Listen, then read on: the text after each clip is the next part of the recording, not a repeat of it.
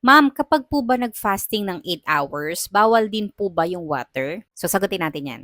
Dito sa comment na to, ang tinutukoy ni Mami dito is about the OGTT or the Oral Glucose Tolerance Test. Ito yung ginagawa sa mga buntis, sa mga second trimester na, para ma-check kung ang buntis ay candidate for gestational diabetes or kung si pregnant is mataas ang sugar level. Kasi ang OGTT, kailangan naka 8 hours fasting ka. No per orem, bawal kumain for 8 hours bago ka kuhanan ng dugo or bago gawin yung test or yung oral glucose tolerance test. Ngayon, ang tinatanong ni Mami dito, kung pwede daw ba mag-water, kung kasama daw ba sa fasting yung water. Well, kapag ganyan, Mami, ang advice ko sa'yo is kung saan ka magpapalaboratory, i-check mo, tawagan mo kung ano ba yung protocol nila. Sa una kasi pinag-OGTT ko na laboratory, hindi talaga sila pumapayag kahit water. Bawal daw talaga anything na ipapasok or iinumin sa bibig, even water.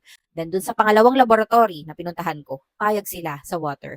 Okay lang mag-water kahit naka-fasting ka ng 8 hours. So depende talaga yan sa laboratory na paggagawan mo ng OGTT test. So, ang suggestion ko sa'yo, kung saan ka magpapalaboratory, tawagan mo sila kung ano yung protocol nila about sa test na yon, and yun yung sindin mo. Minsan, may mga laboratory din na 10 hours ang hinihingi nilang fasting. So, iba-iba talaga sila. Ewan ko kung bakit sila nagkakaiba-iba.